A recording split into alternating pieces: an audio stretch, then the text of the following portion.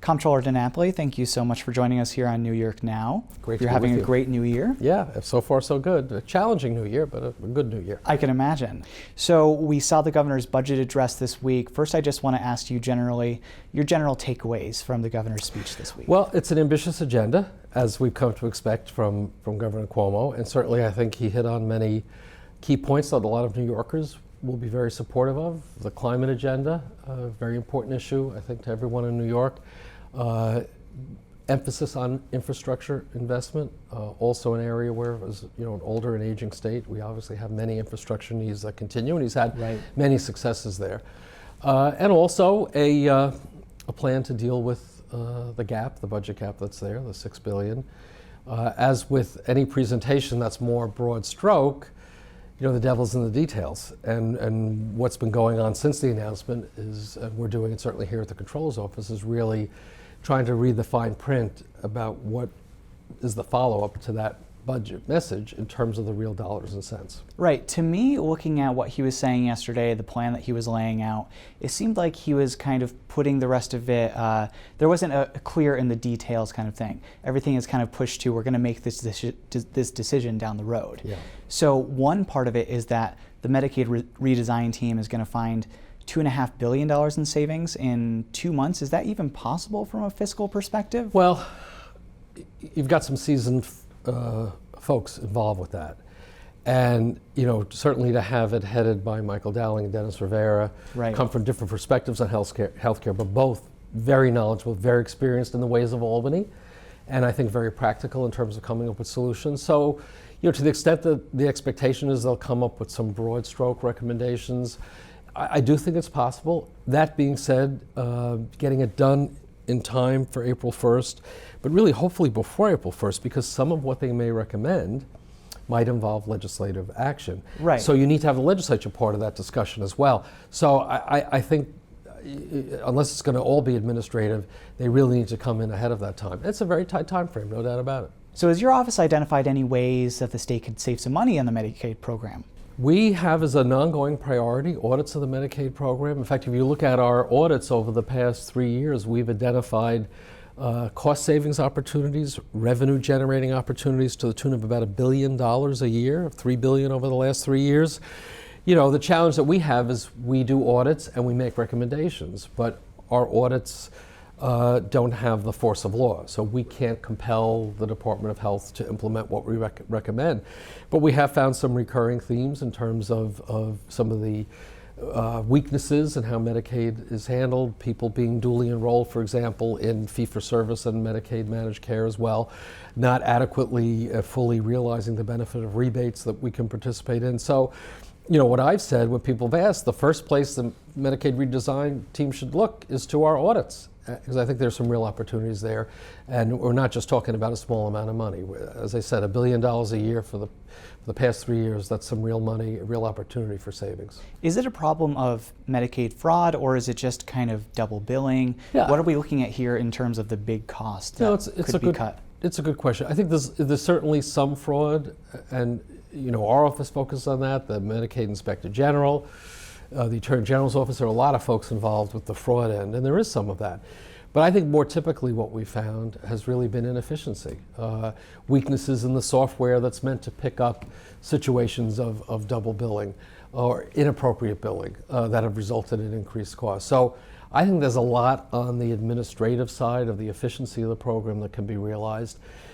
Unfortunately, there is always a case of people actually ripping off the system, and more typically it's providers rather than the recipients of the service. So there's certainly more effort. We're going to redouble our efforts in terms of the audit work that we do, and we hope that the Department of Health will take seriously what we recommend.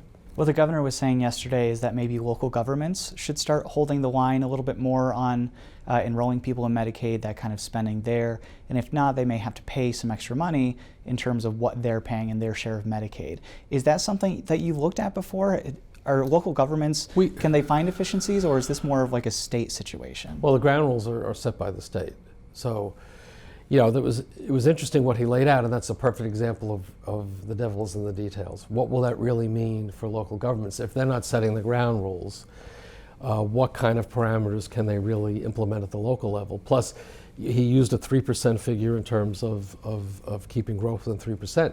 You've got some counties where already they exceed 3% growth. In fact, New York City, I think, tweeted something out shortly after that announcement. So if that number is not realistic, are we going to shift the cost burden to the local level? And I think that's what the counties particularly are looking at, 'cause it's the county level that would be impacted by this. And the other piece for counties outside of New York City, it also said that you must stay within the tax cap as well. Exactly. So if you got other cost factors driving your issue and your Medicaid increases because let's say you have a high enrollment, you have a lot of people now enrolling that weren't enrolled before, are going to exceed that 3% figure, what's going to happen? How are you going to pay for it? And so, I think there's still a lot of questions with that. My guess is you will hear from the county officials a lot of concern. But I think, again, we need to see exactly how this will play out, and that's why he laid something out there, but we need to really see the fine print, and the legislature still has to weigh in. And hopefully at the end of the 3 months from now, we'll have kind of a very clear defined solution to fill that Well, we deficit. have to. But let's also look at this. The governor has the 30-day amendment period where he could change his proposal. So if we do have some reaction to the fine Comptroller's print, office, you mean? no, the 30-day. Well, we'll have our analysis, sure. Yeah. But even more importantly, the stakeholders. Whether it be providers or the counties or advocates for patients, they may have some initial reactions that perhaps there could even be some adjustments even earlier than that April 1st deadline. What we'll do is we'll provide a detailed analysis, and we really look more at the numbers. Are the numbers adding up?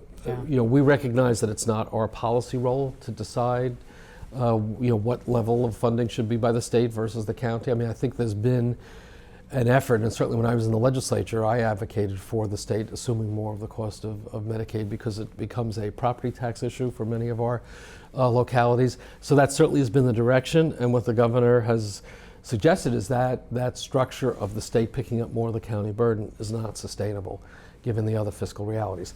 That's going to be the policy tug that the legislature is really going to have to mediate and decide whether they go along with that framework or not. I think kind of an overarching theme that we have here is that we're in a spot right now where the national economy is actually going very strong. We have a very strong economy there. But what does it say that the state is now facing this $6 billion budget deficit with the national economy being how it is? Well, the state's economy is still strong because we're still in a growth mode even in terms of this budget. I think the governor pointed that out. When we're talking about a shortfall based on projected growth. But I think what it does indicate is that New York has made some very significant spending commitments. And as we always point out, we get a budget done, but there are always structural gaps that are built in that we never seem to deal with. And then on top of it, this year you have this much, much higher than expected expense of Medicaid. So you've got the structural budget gap that was there to begin with. You have an unexpected increase in Medicaid expenditures. Hence you come up with a multi-billion-dollar gap, which is something we really haven't had to face for a while. So I think certainly from a statewide perspective, not that there aren't some weaknesses when you drill down region by region, the state's economy is still strong. It's still in a recovery mode. We're benefiting from that. But at some point, history tells us the business cycle will go in the other direction, which is why one of the things that we've put out there, even with all these challenges, and we haven't even talked about school aid, that's another piece of a local government impact. Huge piece. It's huge. But we need to build up our reserves. Our rainy day reserves are way behind what other states do, particularly larger states.